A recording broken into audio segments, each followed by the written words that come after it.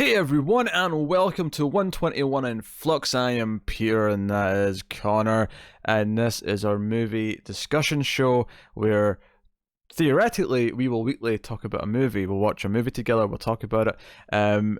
This is a special episode, though. This is us doing a top 10 countdown. We're going to do our top 10 movie trilogies. It's also notable in that it's the first episode of this particular show that we've done since May because we've had a very busy summer. We were just prorogued for a little bit. It's fine. Yes. We're very busy summer.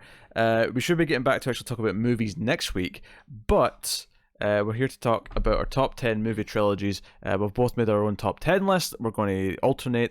Connor will give his number 10, then I'll give mine, and so on and so forth.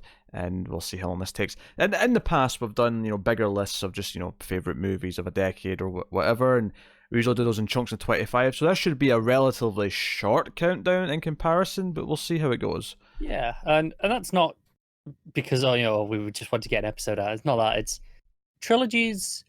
There's a lot less of them than the movies of a year usually. Well, the philosophy with any countdown that I do is that I want to have to cut things I like to make the list. Otherwise, it feels like I've got things that I don't like as much just there to fill up to the number. Like, I could have done a top 25 trilogies probably, but the bottom chunk would have just been there because they're trilogies I've seen to make up the numbers.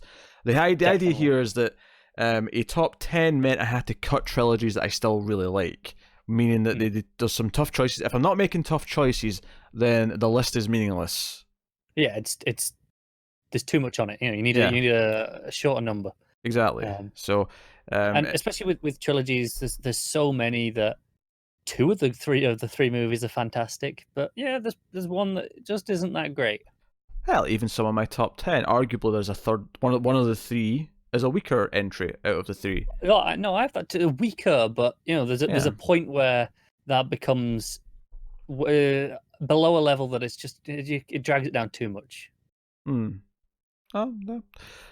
So there you go. And part of my deliberation process with this was, it was like, okay, so two of these three are masterpieces, and then the third one's pretty good, right? Or not necessarily in that order. So maybe it's the middle one, maybe it's whatever. But yeah. And then I've got another trilogy where it's a very consistent across the board, but the two masterpieces in the other trilogy, like, sort of raise it above. So do it like which one goes higher than the other. And my answer was different depending on which two I was comparing. So yeah. that was a part of the inner thought process with this one is like just deciding, given that I'm doing trilogies, what puts a trilogy over another when you have those qualifiers in play? Which one do I put higher? So, and as with any list, like, do you put objective, like, analytical quality over personal attachment? Does nostalgia matter more than something's depth? And in some cases it does, in some cases it doesn't. But anyway, without further ado, let's get into this and do our top 10 trilogies. So, Connor, what is your number 10? Yeah, so my number 10 is probably the only one that I feel like has a weaker, a significantly weaker entry than the other two, even though I still like it. I don't love it to the same extent I do the other two. Mm-hmm. This is Kevin Smith's Jersey trilogy. This is made of Clerks, Mallrats, and Chasing Amy. Mallrats being the one that, I like it. It's good, but I don't love it in the same way that I do Clerks and Chasing Amy, which I think are both phenomenal movies in very different ways. I know Pete's not a fan. I can't believe how quickly your list is already garbage. This is insane to me. I know. Joe, I'm not gonna lie. I debated having this at 9, and I went, no, I'm gonna put this at 10 just to annoy you. just to make sure that you're annoyed immediately. No, Clerks, I love it. It's a masterpiece of a film of, okay, there's no budget here. It's one guy doing it at the store he works at, but it's just got a fantastic script, and the characters are all great, and it's very witty and funny, and I love it. It's fantastic. And then Chasing Amy is, it's a much better film than Clerks, I would say. It's got a lot more going on. It's got more depth to it. It's got more to say, but still. Great writing, great characters. I think it's great. Have you seen all of these? I've seen none of them. So you're giving me shit for having this on a list. You've not even seen any of them. Yeah, but it's Kevin Smith. I know what I'm missing. This fine.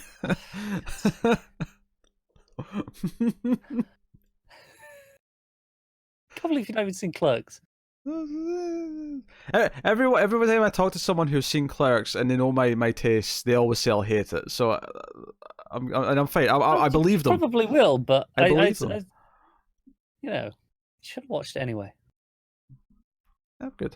Trust me, my number 10's better than yours. I don't know if that's just true. Oh no, it's true. Unless it's one I have higher up on my list, in which case it might be true. No, it's true.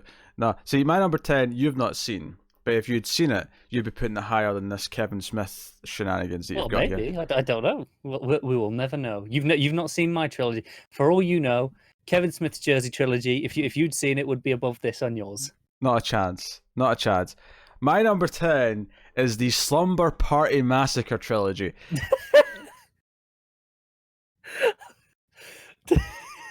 Sorry, I was expecting something semi-serious there. This is a gold trilogy that breaks new ground in the slasher subgenre of horror. Oh. We have of course a killer who uses a drill to kill his victims, which is of course first and foremost very important. You've got inane teenage characters who are 80s stereotypes, like to a silly degree. You have sorry, I'm just, you know what? I'm not gonna lie. On your list, no, Jersey trilogy would never be above this. Exactly, you know I'm right. This is you. I'm surprised this isn't higher. So, do you know the fact is, I actually kicked off some more respected trilogies. Genuinely, traditionally observed great films. Because I was determined to get this trilogy onto this list, because it was important to me to have an oddball pick. It was important to me. I can't wait. At the end of this, we can circle back around and go, right, which 2 or 3 did you cut for this? I regret nothing. So the high point, I think, you know, it's like, I think, because I don't want to describe all 3 movies necessarily. The slasher movies, group of teenage girls. Is that because they're all the same? Have some. Well, no, this is the thing. They're all very distinct for different reasons. They're all kind of goofy in different ways, but the second one is the high point. The second one sticks out because the second one is the one where the killer still uses a drill, but it's a custom drill. It's a drill where it's actually a guitar, but the end of the neck's a drill. And he's like this. He's got sunglasses. He's got a leather jacket. He's the hip 50s rocker killer. I mean, I actually hate to say this, but this sounds delightful. I've said this before. Oh, it's wonderful. And I do want to watch it. It's wonderful. It's this group of girls who are like 17 whatever, go to this house to spend the weekend. They go to this rented house, and for no reason, they strip their clothes off and have a pillow fight, topless. For 0 reasons, and it's the most delightfully absurd slasher nonsense you've seen. Third's the weakest one, but still very much in the silly slasher genre, and I don't know. It's a tight, fun time. It's kind of the pinnacle of movies when you talk about all the slashers from the 80s, and like, well, obviously they're not the best slashers from the 80s, not even close. But they are kind of the perfect encapsulation of what the slasher boom is. Here's a package that has everything in there. Slumber Party Massacre. The shit you were giving me. Better than your shite number 10. What's your number 9? Oh, no. This might get heated. Mm-hmm. Yeah, no. My number 9, actually, I don't think you're going to fight me on too much, even though you haven't seen the third one yet. Is the John Wick trilogy. These are all great movies. The first one is what? Go on. It's all the face there. The fourth one's announced for like in under 2 years from now. I feel like this isn't really a trilogy, and it certainly counts. It certainly won't count as a trilogy in a couple of years' time. Yeah, well, right now it counts. It's a trilogy. I'm having it. And to be fair, there are other series that have 4 movies that are, Yes, yes, there's a clear defined trilogy in there. yes, but we discussed this, and we kind of, put out some examples, and it was like, well, yeah, clearly there was a trilogy, and then a fourth one came much later, or in some cases, like there's a lot more than 3, but there's clearly an arc in these 3 movies that make it a trilogy or whatever. I feel like as soon as John Wick 4 comes out, this entry is redundant. It's just culled from the record. Given that you've not actually seen the third one, that's just true. I'm not so sure. I think there is actually a clearly defined arc over the 3, and then it sets up a 4th as well.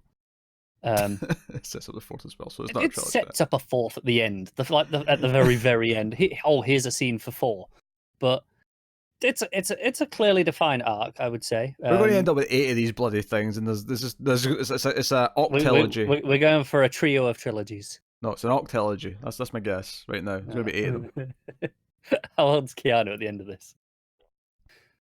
He's pushing 70. I'll still watch them. They're probably still good. Yeah, no, these movies are great. They started off, the first one is delightfully simple. It's it's a revenge story, and it's as simple as it gets in terms of its plot. But the direction and the choreography, the action is spectacular, which is consistent throughout all of them. But it really developed into a fully formed world over the whole of the trilogy.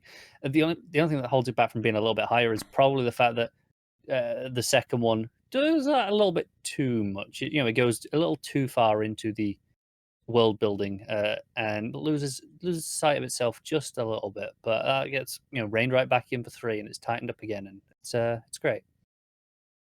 All right, my number 9, keeping this nice and varied so far, not a lot of crossover. Or more specifically, nothing that either of us have said so far. I feel like we're expecting another one to say later. That's fair. So it feels very varied. So my number 9 is the Before Sunrise, Sunset, and Midnight trilogy. It doesn't really. I mean, I guess it's the Before trilogy, but it is, yeah. But it doesn't really have a strict name like a lot of the other ones do, where you have the 3 separate movies. But this is the Linklater. This is Ethan Hawke, Julie Delpy, and this is. The first movie is not real time, not as the third one for that matter, but it's 2 people meeting in France, and they walk around and spend a day and night together, and they basically fall in love. That's basically it. It is a talky movie, and that's what it is. And the high point for me is actually the middle film. Again, that's 2 in a row where I've got the middle film as the high point.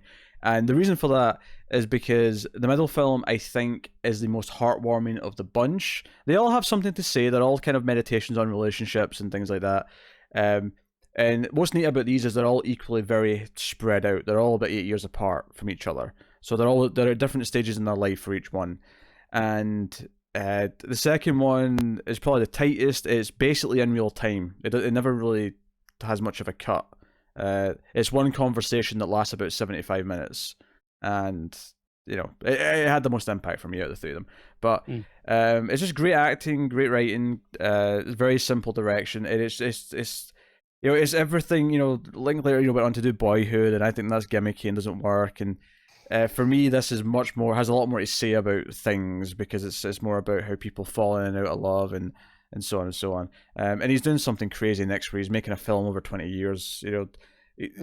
He's again. He's probably going to be dead before he even finishes it. That's not. Do you know what? I never even saw Boyhood, just because I understand why it's getting attention, and I don't think it's because of the quality of the film.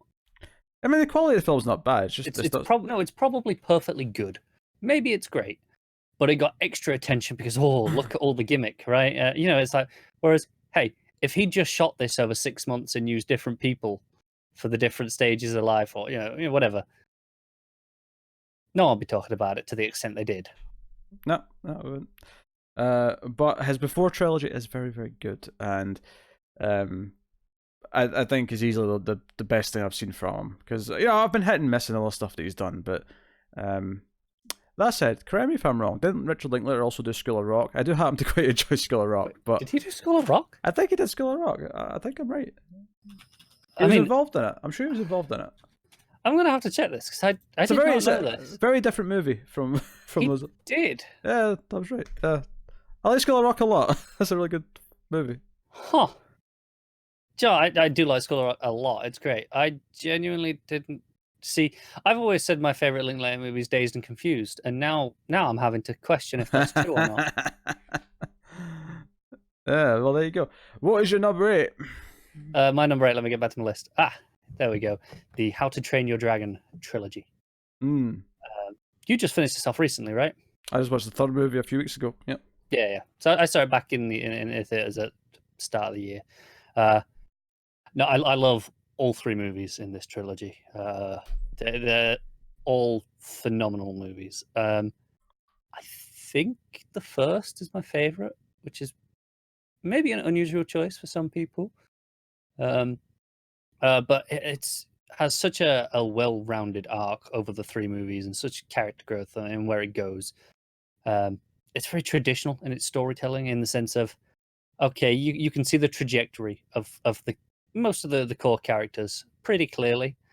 It's just the way it tells that story that is fantastic, with some great animation, and it's a nice fantasy tale of a boy and his dragon, and probably one of your favorite fantasy franchises. I guess if it counts, yeah. In what way does a world of dragons not count? I've never had a problem with dragons. It's all the other shit that comes along with the fantasy I don't like. Jesus Christ. The dragons in that movie are basically just cats that with wings.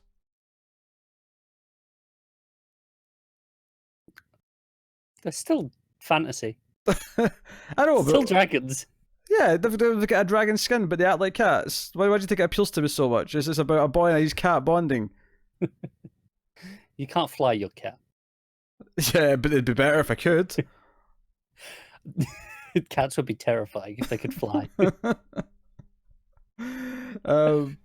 My number 8 is Star Trek 2, 3, and 4, the trilogy within the series. Do you know what? This never even crossed my mind. Oh, what a fool! What a fool! Yeah. No, and for anyone who's going to argue on this, there's a clear arc. There's more continuity between these 3 movies than there ever was in the TV show. First of all, and they basically pick right up after each other. They do. Both 3 and 4 pick up right from the previous one. And number 2, they've actually released this in a DVD set like this before. You can buy just this trilogy on its own. Like they've done that. So yeah, like this is a really fun trilogy. The high point for me is Star Trek 4, which is the third one in this case. It's confusing to say it that way, but it's the best one. Yes. No, I mean, you start with this dark story, Star Trek 2, you have Star Trek 3, which is definitely the weaker point of the 3 of them. But even that has a lot of fun stuff for me, particularly for the main crew and them choosing to work together and go against the rules in a way that those characters don't typically do because they're Starfleet and they do things by the book. It's kind of their thing. Sure. And then 4 is the really fun kind of big payoff where everyone you get to just feel happy and good about everything again, and save some whales. The whole thing's delightful, and I do genuinely think that watching these together actually benefits all 3 movies. I think all 3 movies benefit from being watched as a package. I think even Wrath of Khan, which is often considered as the best one, even though I think 4's better, I think that benefits going straight into the next one. I think Search for Spock is the weakest entry, but definitely benefits from watching after 2 and watching before 3. I know that sounds weird, but I'm saying that if you watch this as a set very closely, if not in the same day, but over a few days' time, Yeah, when we reviewed them, they were maybe a week apart. Yeah. And that was close enough that we got the impact. Yeah, the idea being that I think 4 works pretty well on its own, but I think it's still better if you watch it as the conclusion to this trio. If you watch these 3 as a set in close proximity, I think it benefits all 3 movies, which is why I think it's... Whereas motion picture I can watch on its own, and I find fun with that. I don't need to watch 2 after that to feel like I've gotten my motion picture film. Most people would probably say jump straight to 2. They'd be wrong. They're wrong, because motion picture is great. I will hear none of it. We had a long review on why. It's better than Undiscovered Country. I'm saying it, people. I know you hate me saying it, but I'm saying it. Star Trek 6 is fine. It's fine. Yeah. better than 5. Pretty much. Much better than 5, but it's fine. Not a high bar. So yeah, that's my only complaint about this trilogy is that motion picture had such a great Jerry Goldsmith score, and then it was so good. and then it's just gone for these three, and they've got like James Horner, and I like James Horner typically, but It's not his finest work. It's a more low key score, and I feel like Star Trek benefits more from big themes and sort of sweeping orchestra kind of stuff. But anyway, what's your number 7? 7. So my number 7 is actually another one that we've done reviews for. This is the Samurai trilogy. Was that this year we did that? Or was it last year? I honestly don't know anymore. Time is weird. I think it was last year. I don't think we've done enough this year. It could have been this year. No, fair enough. Yeah. So we did these. I think we actually did these more spread out than the Star Trek movies. It was like one every few weeks, maybe three or 4 weeks apart. I think. For these movies, and it is about a man who learns to become a samurai and what that means, properly over the course of 3 movies. The first movie is much more standalone than the other 2, in that it has this end point where it really sets up what the rest of the trilogy is, and could work if you want to as a conclusion on its own right. The other 2 suffer a little bit for not having any sort of standalone elements, and just it's extremely serialized. I'm actually currently working through the book that this is based on, so it's been very enjoyable. I think I'm glad that I'd seen the movies before I read the books. Obviously, it's all Japanese names, and a lot of to me relatively unfamiliar sounding similar names of areas and places, and just knowing the character names from the movies and having clearly defined faces to put to them has really helped with that. Especially when you got like similar like Osaka and Otsu, similar names where I feel being like able to differentiate helps. For the benefit of people, I don't think saying the Samurai trilogy is actually helpful for people looking for recommendations here. The films we're talking about here are Samurai 1, Musashi Miyamoto, Samurai 2, Duel at Ichijojo Temple, and Samurai 3, Duel at Ganryu Island. So to be fair, when I did Google it just to check, so if you put in Samurai trilogy, this does come right up at the top. Sure, I feel like it's it sounds so general. I'm making it clear what movies we're talking about. That's fair. But yeah, like I say, it's this great journey of discovery, and what it means, and it's a gorgeous cinematography as well, and then the color palettes are fantastic. All right, my number 7 is How to Train Your Dragon trilogy. So our first overlap. I love these movies. I actually differ. I think the second one's the best of the 3. And you're not in the minority on that either. Yeah, I don't think I am. No, I think 2 is wonderfully just a little bit darker, packs more of a punch. I think the franchise has phenomenal music throughout. I think 3 is probably the weakest of the 3, just in terms of but at this point, like, okay, we've done villains already. The villain feels the weakest element of 3, and it feels like the weakest of the antagonists throughout. Yeah, I agree with that. But all the character stuff is great, and the final like 15-20 minutes is the perfect conclusion to the whole thing. So, and it did this thing. I said this when I did my sort of mini review on one of my catch-up videos, but it did this thing where I love the scores in those movies, and I've listened to them a lot for the first 2 specifically, where it held back the main theme. They didn't give it to me all movie for longer than is almost satisfying.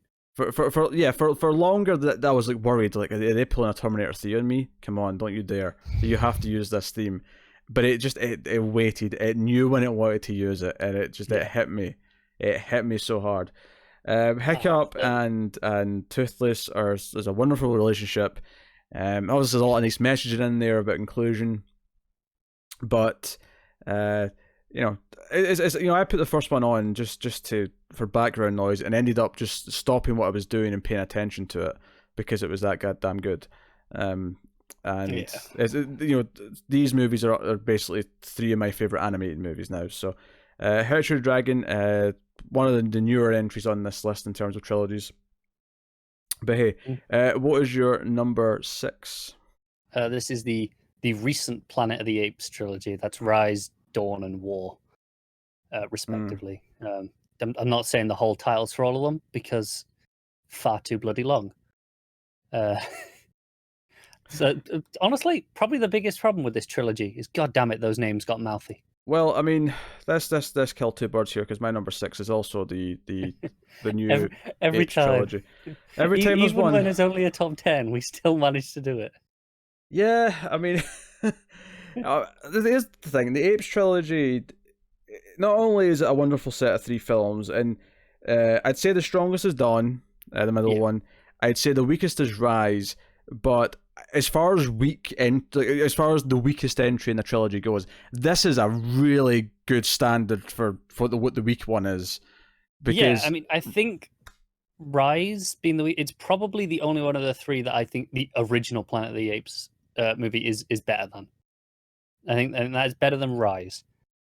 And I thought, oh, okay, but right, still, and that's a classic in its own right, obviously. So when it came to right, I went, oh, this is still really good. And while okay, maybe it doesn't match the original one, this is more than good enough. And then the next 2 came along and was like, oh shit. I mean, it's just like I've told this story before, but when I first saw the trailer for Rise of the Planet of the Apes, I said, "Who wants this? Who wants a new Planet of the Apes movie?"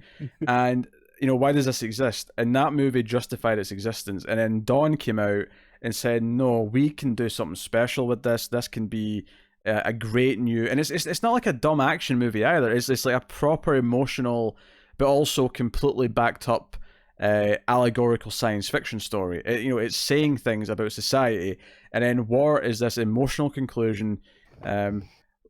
Like start to finish, that trilogy is fantastic, and 3 of the best movies of the last decade. Yes, and also the biggest crime in Hollywood in the past 20 years is that none of these movies won any awards for visual effects. Yes, visual effects. They actually deserve it for a lot more than that, but visual effects. They do, but like the fact that they lost against just inferior movies in terms of visual effects baffles me. Yeah, absolute madness. No, Apes trilogy is something special. And Giacchino's score, especially for Dawn, is incredible. What's your number 5?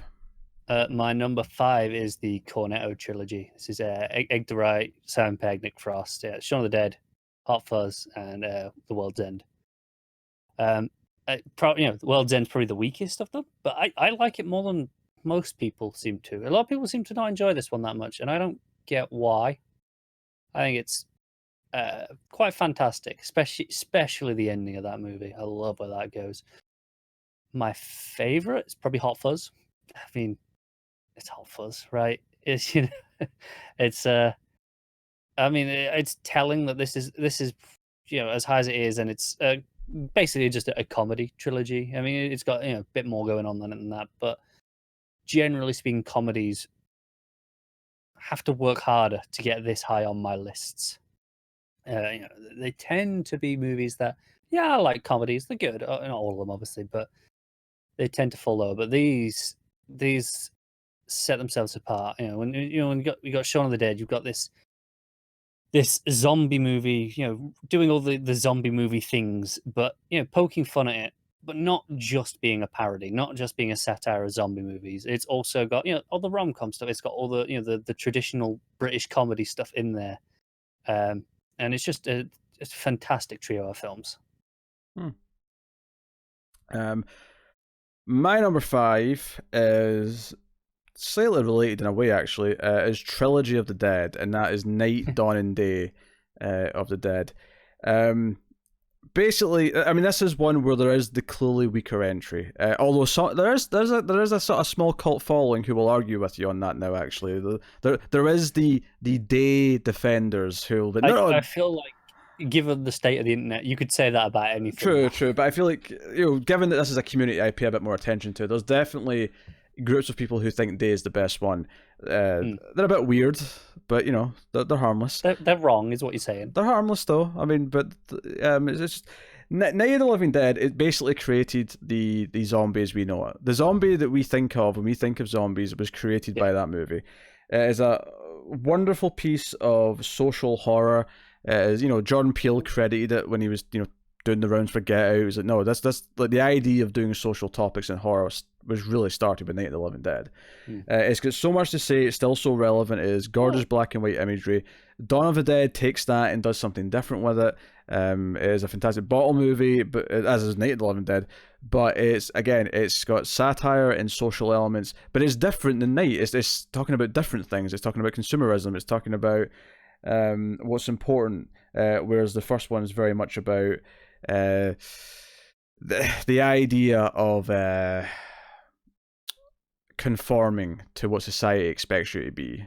That's what the zombie represents, is everyone becoming the same thing. So no, like wonderful, wonderful films, and not that Day doesn't have anything to say, because it does.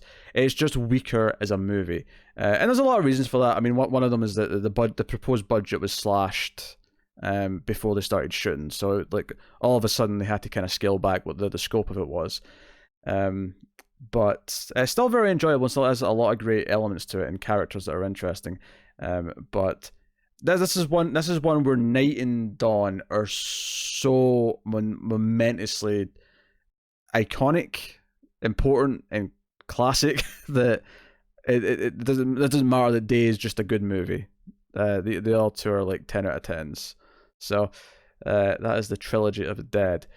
What is your number 4? My number 4. This is one you're going to have. I don't know where, but it's the Dark Knight trilogy. Mm-hmm. So that tells me it's not a number 4. Okay. Yeah, obviously, we did big in-depth reviews of all of these back in March. I want to say it was Batman month. Was it March? Or was it April? It was March. It was March. Okay, cool. Yeah. And while I maybe look a little bit more critically than I ever have done, even though I've seen all these movies, repeatedly already. There were some things that maybe I noticed more this time that I dragged down a touch, which is why it's only at 4, and not at number 3, like it probably would have been before those viewings.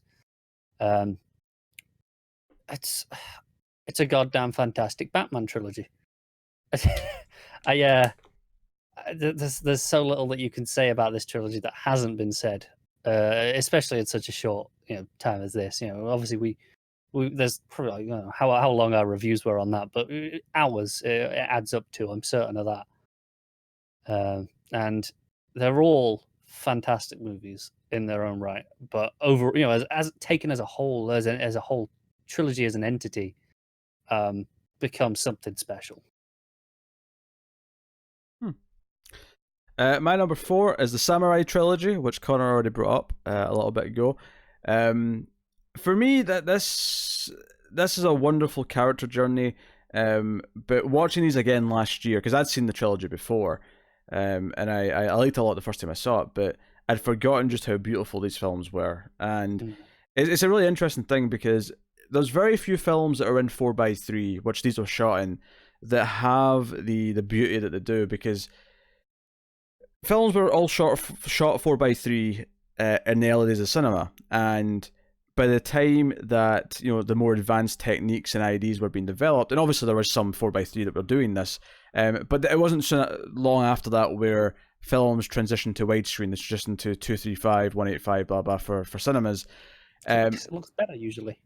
But this was one of these rare cases where deep into the 50s, for whatever reason, Japan for some movies were still working in 4:3, and more importantly, there's very few 4:3 movies in color, because they're typically in black and white, because the transition to widescreen also happened to coincide with transition to color. So having such a beautiful 4:3 movie in color like this is actually really unique for these 3 movies. So really beautiful, a lot of great action fight scenes that are not like modern action scenes. They are more tactical, they are more slow paced, very deliberate. Every movement has weight to it. Yes, and it's a true trilogy in the sense that the whole thing was mapped out from day one, which a lot of these aren't. A lot of these are, it's not. We'll have ideas for the next ones when we get there.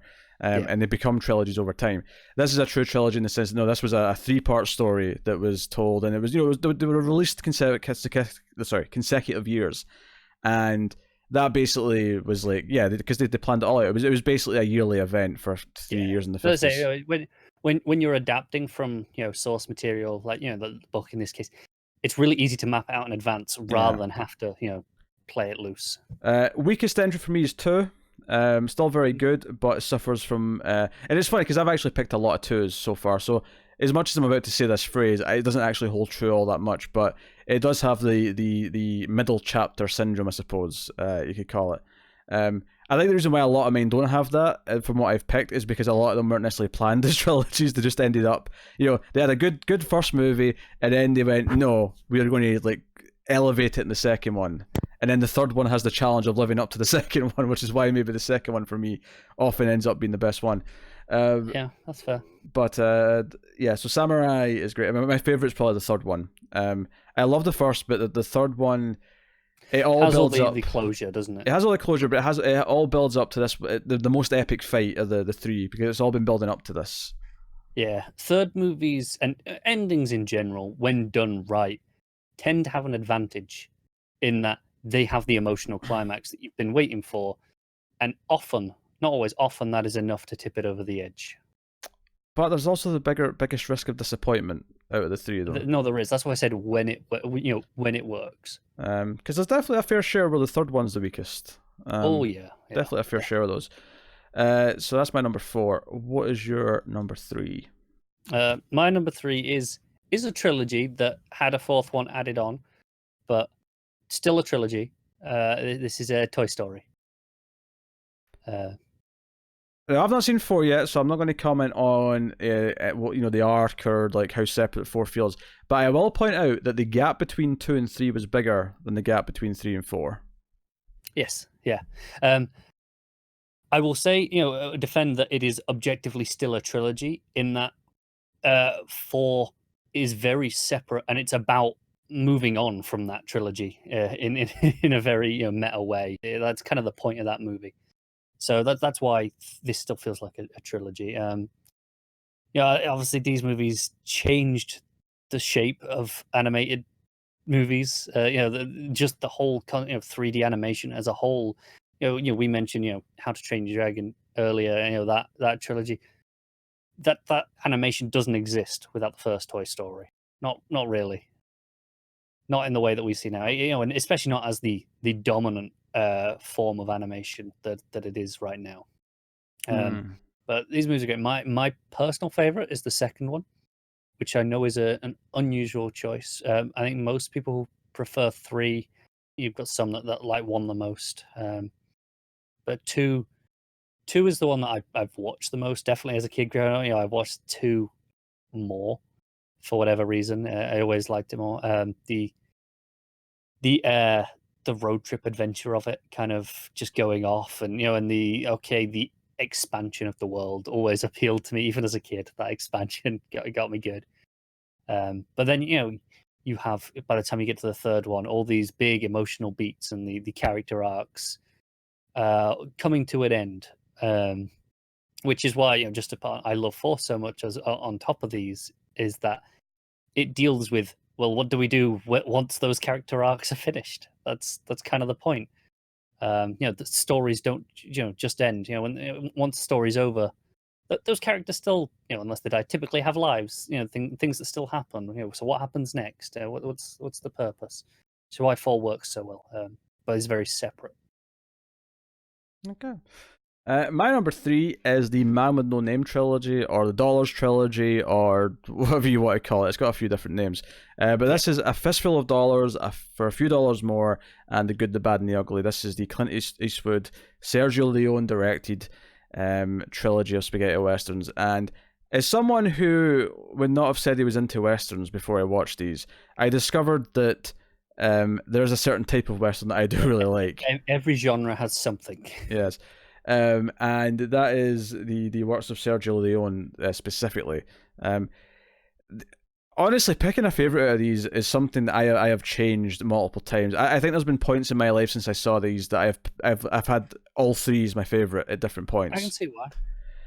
They're all very exceptionally well made. Now they're kind of weird and they're not really in continuity with each other, even though they appear to be more or less the same character in each film. But there's some supporting cast who actually get recast as different roles, and Yeah, and you can't just assume that the events of the previous movie necessarily happen to this same yeah, character. yeah. So it's kind of this weird thing in that sense, but ultimately, these movies, obviously, I mean, Eastwood's great and you got the character stuff, but I would really boil it down to just purely the filmmaking and the style, the way the action scenes are, or even the action, the build up to the action scenes. It's the standoffs. It is, yeah. It's Ennio Morricone's music is something else. It is genre defining, literally.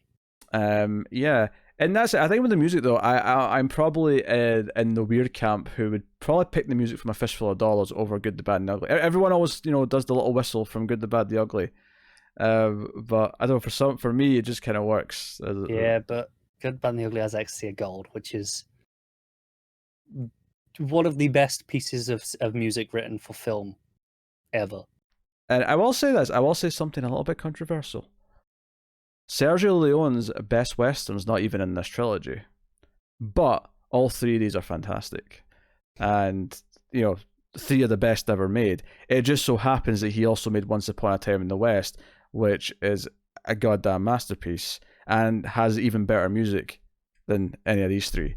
So, and the cinematography in all of these movies, oh, so good, so good. Yeah, it's phenomenal. Um, I'm not going to spoil too much, but this was my number 11. there you go. Just got bumped, but it was close. No, this is pure filmmaking magic. This is No, it is. It's phenomenal. All three of these are great movies. All right, what's your number two? We're at the point where you just Well, I know what both yeah. of these options are. I just don't know which order you're going to put them in. I mean, let's be honest. It's me. It's you can probably guess. Yeah, I mean, I've got a lightlier order than the other, but Yeah. Okay. This is Lord of the Rings. Yes. Roll your eyes. Pete hates them, but I love these movies. These are fantastic movies. They are fantastic adaptations as well. Even though, in the sense that there are things from the books that I love, and I wish I could have seen that realized on film. That would have been great. But I think objectively, it was probably the right choice to cut them for the movies to get a better flow, get a better narrative structure for your movie. Looking at you, Tom Bombadil.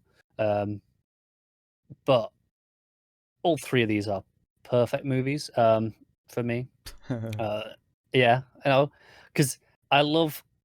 I think I put two as my favorite overall. Two Towers is something special, and the Battle for Helm's Deep especially is kind of what pushed over the edge as the best battle of the series. Even though there are bigger battles in the third one, I think Helm's Deep is better. It's more enjoyable to watch. It's got more going on. But everything in the Shire in the first movie, so good. And for the record, the favorite part of my books, read when I'm reading the book, favorite part for me. And then in the third movie, everything with Aragorn and co is just impeccable, and the ending, all the endings, is so good. I can't fathom watching the theatrical cuts anymore. I should point out these. I'm talking about the extended cuts here because going back, it feels like some of the things missing are just essential pieces, and I can't imagine watching without this scene or this even just some of the bits that are extended within scenes, not entire scenes added in.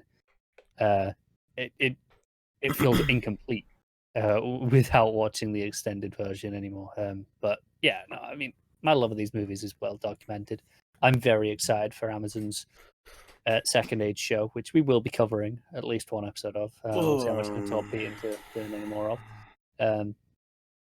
Basically, if everyone watches that first episode, people feel obligated to do more. So that's what you gotta do, folks. It's going to have to be profitable. That's all I'm saying. Yeah, exactly. I'll do it for a price. My number two, to get to it. See, I feel like your picks are like your number 1 and 2. Like, no, they're predictable. They're obvious. They're me. But... Well, it's not just they're predictable. I have part of my distaste for Lord of the Rings. This is, I mean, mainly it's just because I think they're boring. But part of my distaste is there's this arrogant assumption that they're just clearly the best trilogy, right? There's just this assumption like, oh, this is the most important thing that ever happened to cinema. This is what it is. And that assumption riles me up. It really does. I have never once said that in my life. I just want to be clear that, and I don't know, this goes back to what we said at the start, where this is personal enjoyment. I love these films. I'm not saying they are, take your pick. You obviously prefer everything on your list. The Samurai trilogy, that things that we've both got. Samurai trilogy, or the Dollar trilogy you're just talking about. They might be better, if you want to look at it that way. I will always choose Lord of the Rings over them. What's a better trilogy of Lord of the Rings? The Mighty Ducks trilogy. That's a better trilogy. Is that honestly your number 2? No, it's not my number 2, but I'm just saying it's a better trilogy. I was going to say, of all the things, like... No, number 2 is Back to the Future, you fool. Sure, okay. Back to the Future, possibly the first trilogy that I ever actually watched all of and understood as a trilogy. It is... it is a movie or it's a trilogy where, yes, the first one is the best. Pretty night and day. I think the weakest, your mileage may vary. I've kind of changed throughout my life as to which one I would say is the weakest. I think I've probably went from 2 being the better of the 2 sequels to then 3 and then back to 2 again. But needless to say, they all have something to offer. They all have something different to offer. One, you have the time travel that's more personal to the main character because it's within kind of, it's his parents that are younger that he's meeting. And then you have the future in the second film, but you also have the idea of rejiggering the timeline again and getting back into events of the first movie. And then the third movie, of course, is where we go properly into the past to a completely different era where everything's completely different. And, even powering the car is a giant issue. It's such a simple idea. But ultimately, Back to the Future has wonderful characters. It has a great plot. It has a great, heartwarming kind of story beats. It has fantastic music. Alan Silvestri's best score, his best work, is this trilogy. I might give you that. I love his work for Predator. I love his work in a few different things. I think he did the 95 Judge Dredd movie, which actually has a very enjoyable score, although it's not suitable for Judge Dredd. But a lot of good scores. But and Avengers is the one that everyone, from recent years. I think his Avengers score is fine. It's fine. It's decent, but I don't think it's standout. Obviously, I do not have Back to the Future on my list here. I don't love the first movie the way everyone else does, so I didn't bother watching 2 and 3.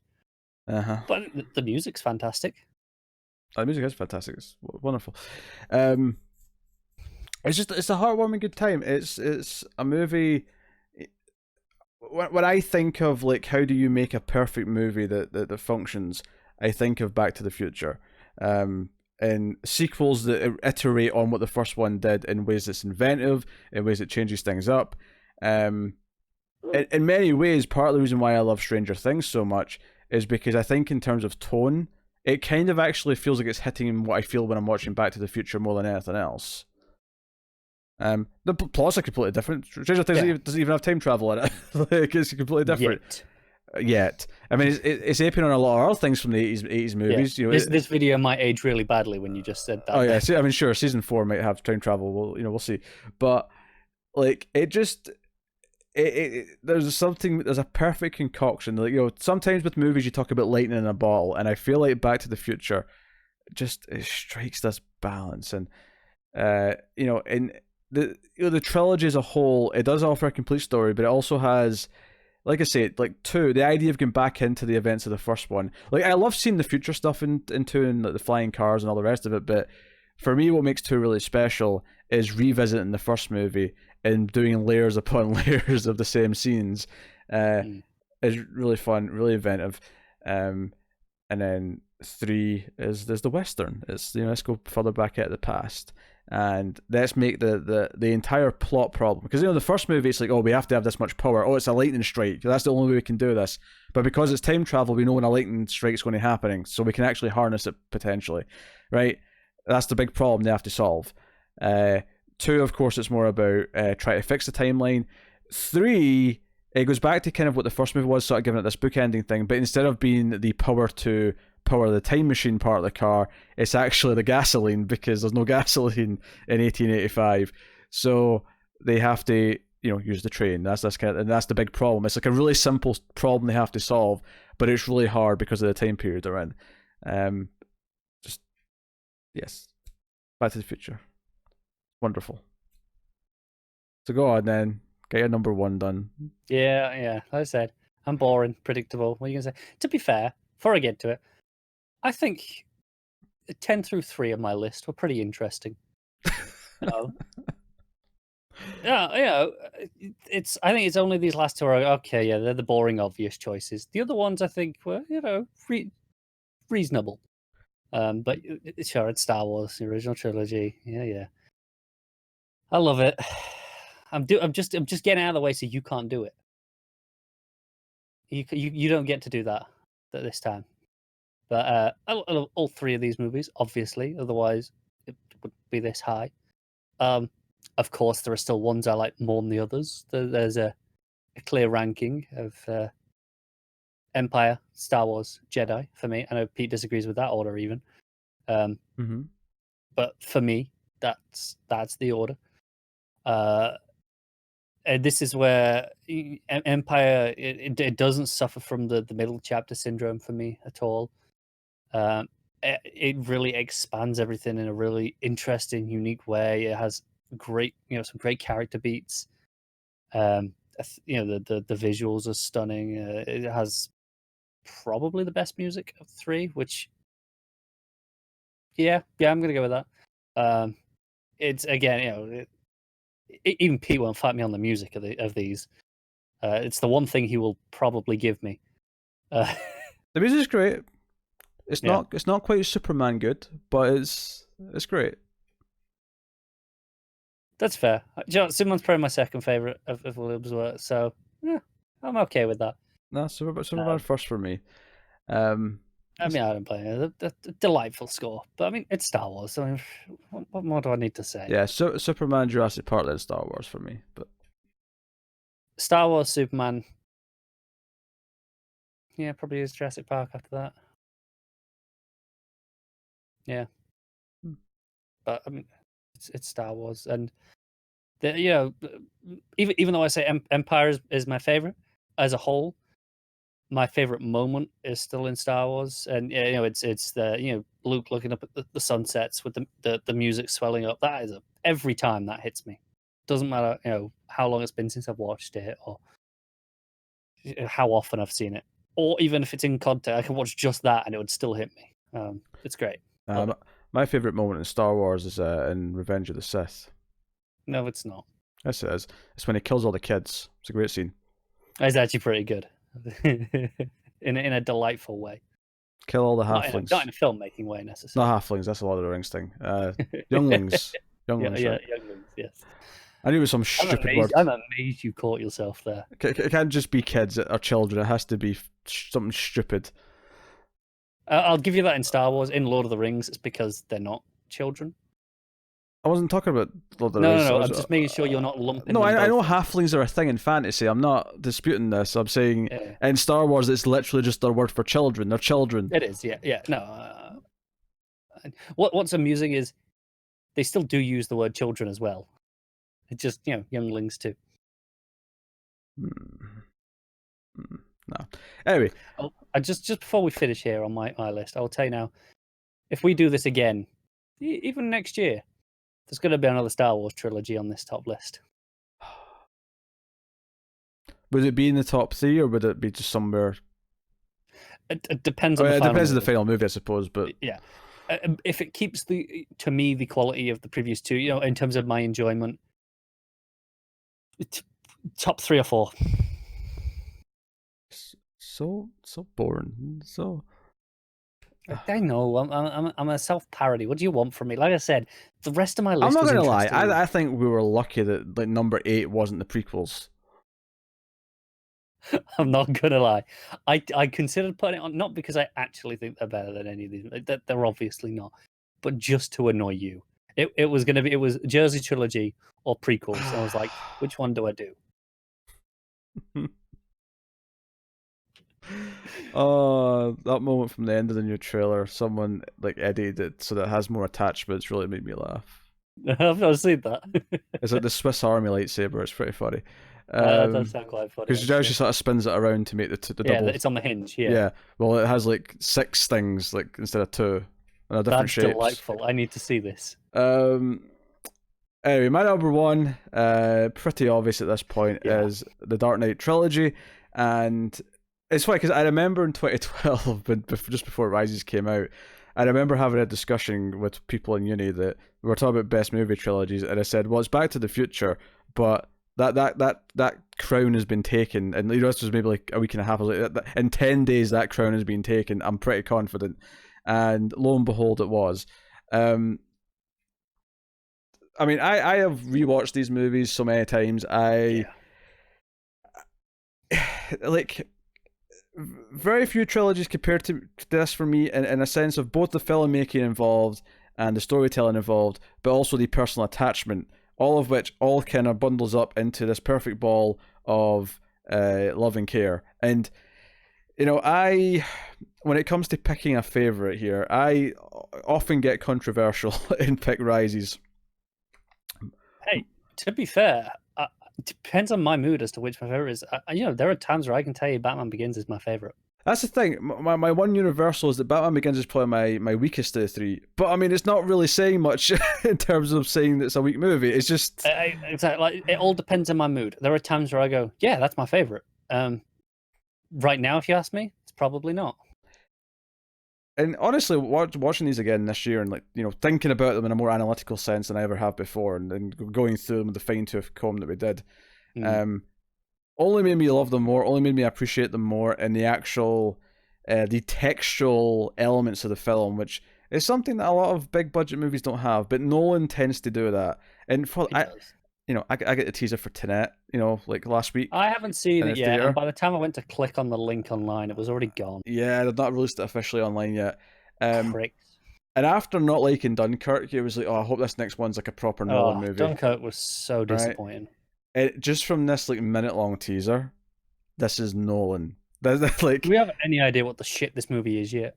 No, there's a lot of theories that because the title's a palindrome, that the movie's going to sort of like play into that idea of a palindrome, right? Okay, I'm down for it. No, but even the logo, like the second T is upside down, like it's oh, is it? It's circular symmetrical. If you could spin it, yeah, okay. And the teaser, right? The one main element of the teaser, outside of some quick clips of some other stuff, is you got your man from Black Klansman, Washington, his name is, yes. Right?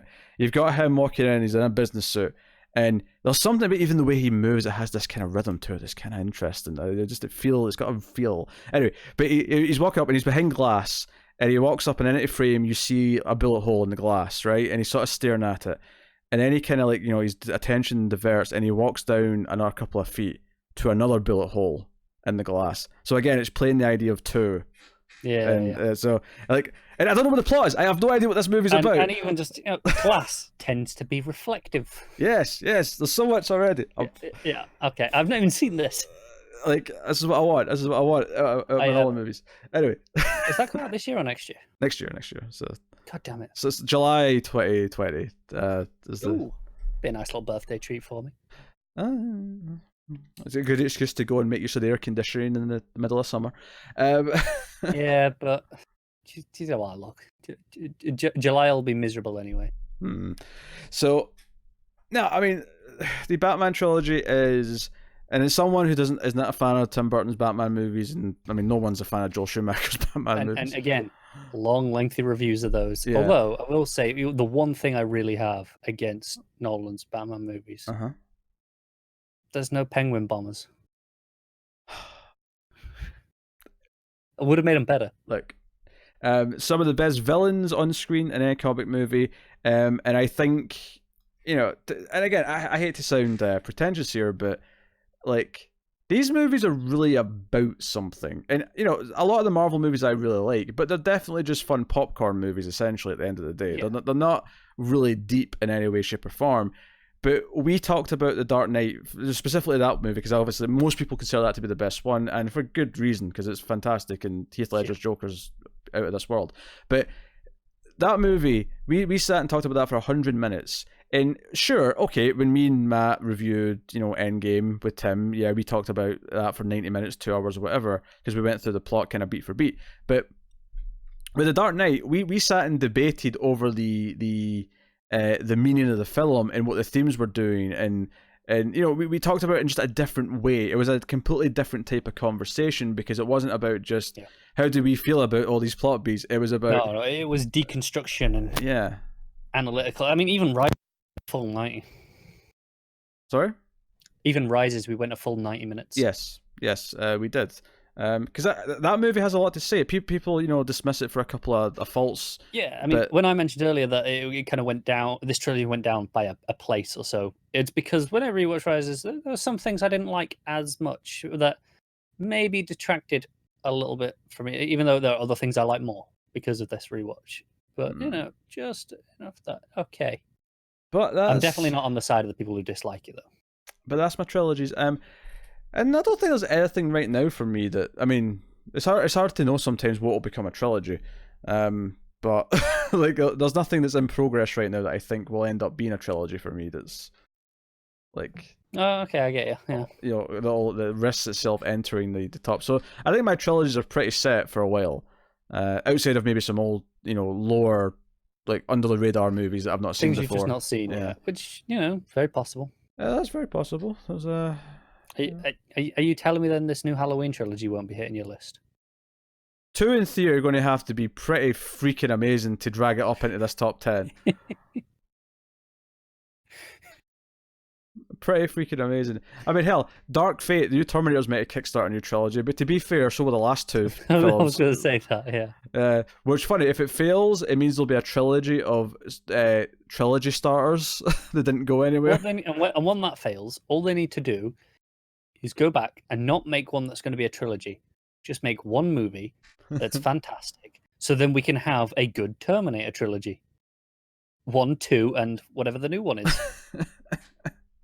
Hey, here's the truth though. Maybe it's just a duology, and that's fine. It is fine. It could just stay that way. There's no need for any more. I'm okay if there's never another Terminator movie. That said, the trailers for Dark Fate don't look too bad. I haven't seen it because I don't know. That's potential. You got your man from Agents of S.H.I.E.L.D., the Ghost Rider, as the evil Terminator. Okay. It's an interesting casting pick. So no, it's now. Hopeful. I said at the start of this, or well, more accurately, I said at your number 10, you need to tell us what got bumped for that. Well, I don't really have anything past that ordered, so I don't. No, but what were you considering? Like a couple of things that you would go, well, it could have been this or that. Well, it could have been Cornetto trilogy, could have been Indiana Jones. Yeah, maybe Toy Story. Those are the only ones I think where. Because I feel like there was quite a few where it was like, oh, but there's one entry that just kind of drags it down a bit for me, or whatever. Yeah. Honestly, probably the most likely to be Mighty Ducks, because again, it's the idea of the flavor of something a bit different that makes the list feel a bit more personal to me. Because not few people are going to have Mighty Ducks or Slumber Party Massacre on the list, but I went with Slumber Party Massacre because I wanted some horror representation. There's a lot of good horror franchises. I don't think there's many good horror trilogies. Because they never stop at 3, that's why. Exactly. They never stop at 3. Or, just when you think maybe... You can probably pick a trilogy of great movies out of a franchise of 10. I'm not going to lie, there was a temptation to do Halloween 1, 2, and 4, because I actually think those make a pretty great trilogy. I would have given you that as a trilogy. If you're wondering why I'm ignoring 3, it's because 3's a standalone movie that is separate, because they were trying to turn it into an anthology series. So 3 is legitimately out of continuity with with what came before and after it. I mean, still a decent film. It's all right, yeah. It's not terrible, I mean, but it's not bad. Worth a watch, but it's not a Halloween movie. Because Halloween, you can have 1, 2, and 4, or 1, 2, and H2O as trilogies. And I suppose the new films will count as a trilogy, even though they're kind of a sequel to the first film still. But I mean, I suppose that's no different than the new Star Wars trilogy being a sequel to the other Star Wars trilogy. Yeah, no, but it's still a trilogy in its own right, obviously. No, I'd have given you Halloween 1, 2, and 4. Absolutely. But yeah, so that was one I considered. That's one that's there. But there's other ones like Nightmare on Elm Street, for example. Like, I love 1. I think 3's the best, and then New Nightmare's solid. 4's fun, but like there's nothing that feels like a trilogy. Not really anything that makes them a connective trilogy, is there? Yeah, Friday the 13th, like. Again, there's not really a connective. Like 2, 3, and 4 are consistently really solid, and then 4. 6 is really good typically. 7's not bad. 8, I actually really like 8, despite the fact that most people hate it. Yeah. That's fair. I say one of my my other honorable mentions that I was very tempted to mildly bend the rules to include would have been the Daniel Craig Bond trilogy. Has he been in 4? He has, but Quantum of Solace doesn't count. Of course it counts. No, it doesn't. It's bullshit. It's ignored by the rest of the trilogy. It's a side tangent. It's a side mission. It doesn't exist. It's Casino Royale. It's I'm blanking on the bloody names now. Skyfall and Inspector. It's those. Oh, they're another one though, so it won't be a trilogy anymore. Yeah, I know. Even if you did count, which I wouldn't. I know. But Quantum of Solace doesn't count. Bullshit. It doesn't exist. It's been struck from the record. But I knew I'd have to fight too much, so I thought, Joe, it's not worth the effort. Yeah. I don't know if I could have argued Mothra vs. Godzilla, Ghidorah, and Invasion of the Astro Monster, because I think that's a really solid trio of movies in that franchise. Yeah, but it's stretching it just a touch, isn't it? It's just a touch, yeah. But yeah. I love how there was not even a chance of Matrix, because as good as that first movie is, like 2 and 3 are just.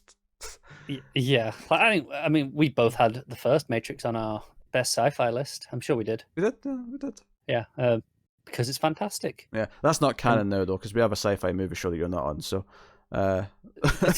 it's not canon. Every sci-fi movie we did outside the Godzilla franchise, because we're not finishing. We're not just leaving that as it is. That we're going to keep going with that. All the sci-fi movies we did are now not canon. This is just so you've got an excuse to redo them down the line, isn't it? Most of them, aye. Maybe a couple of bad ones we did that I won't feel as compelled to, but there's definitely some bad ones we did. I'm never going to have a problem redoing Alien. All right, we can talk about Alien again. Do you know what? Speaking of Alien, 40 years old this week, and yeah, I'm not seeing any buzz for it online. Do you know what's so weird about movies that are hitting their anniversaries that are like from that era? Is that like when I was growing up, movies that came out before I was born felt quite old, right? But like I think about it now, and I'm like, well, Alien was only 10 years old when I was born, and I think about how the stuff now that's like 20 years old that I feel it just came out, and I'm like, what did that 20 years ago? Yeah. Yeah, definitely. Like Matrix, like I'm like 20 years. What happened? But what did that 20 years? What? No, I'm right there with you. Whereas Alien, it feels like, oh yeah, that was always old, but no, it wasn't. Not really. And there are some movies from around that period where, that feels older. Just visually, it looks like it from an earlier time. Even there might only be like a year or two between them, and then you have something like Alien. I think is a great example where it still, the technology choices aside, the aesthetically, still feels like a very modern movie.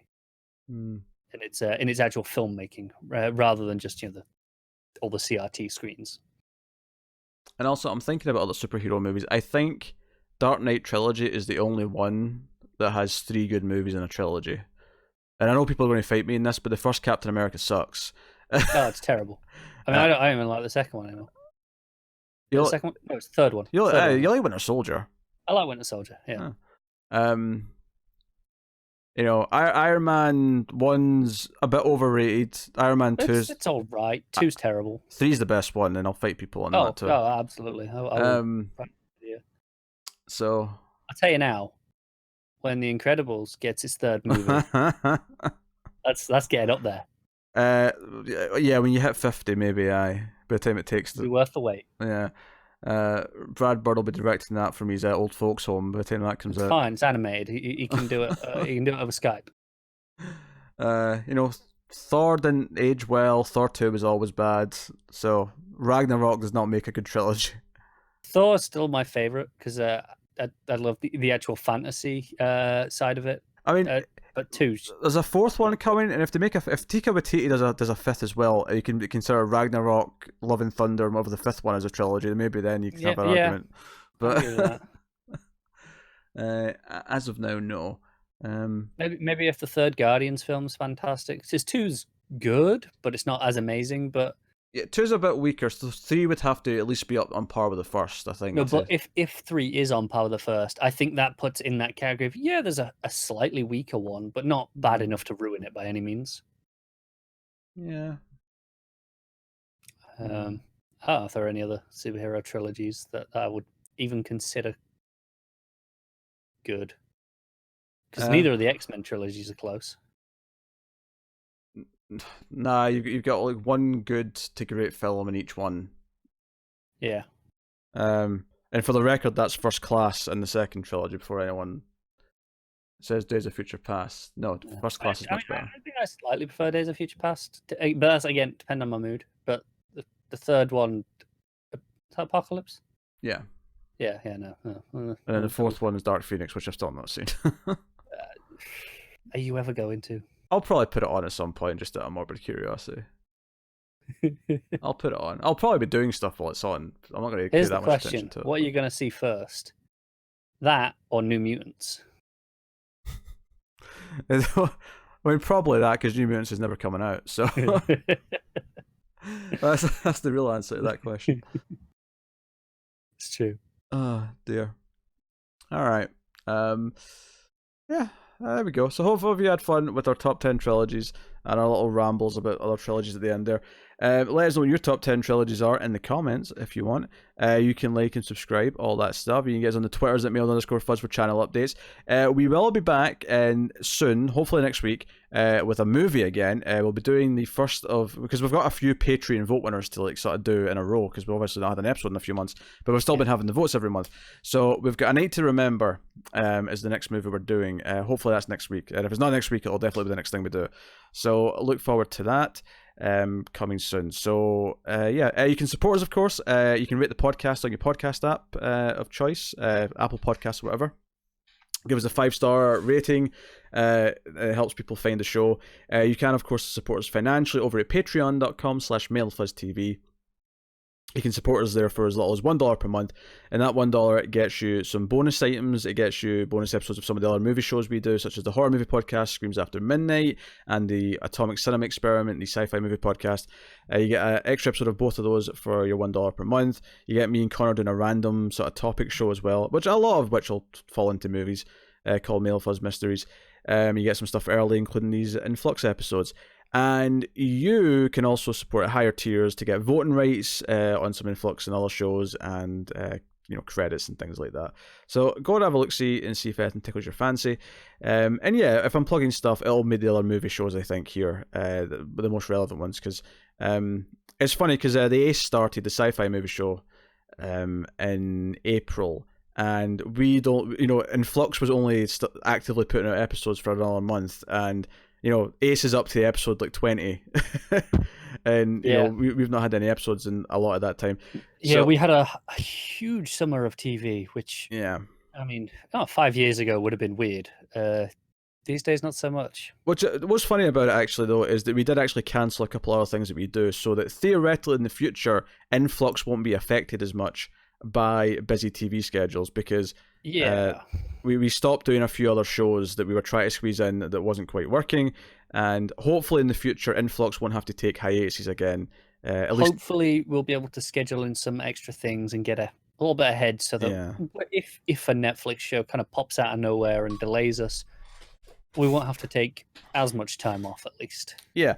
So, yeah, look forward to but yeah, we do have the Ace, the Atomic Cinema Experiment I do with Tara, which is our sci-fi movie podcast, and it's kind of like what we usually do in this one, where we do a sci-fi movie every week. And yeah, that's good fun. Me and Tim, of course, have been doing Screams After Midnight, the veteran show. That's been going longer than this one has. Me and Tim have been doing that for, we're getting Far too long. close to 350 episodes. And importantly, next month is October. It is the Octoberthon 2019, 31 days, 31 episodes is happening. If you're a patron. 4 of them are exclusive to patreon.com/MailFuzzTV for $1. Why, how could you say no like that? I mean, you won't even notice $1. Oh dear. And if you're rich, take it. I say that seriously. The amount of times I've bought something that's on sale going, that's so small, it's less than what I'd pay for half of my lunch. I won't notice that. And then all of a sudden I'm poor. That's because you buy lunch like all the time. Do you know what the problem with that is? It's because I work in a goddamn airport and they have so many restrictions. That has been the show. Thank you very much, guys, for watching or listening. We always appreciate it. Keep watching movies, guys. And if you can get it, it's always nice to have diplomatic immunity.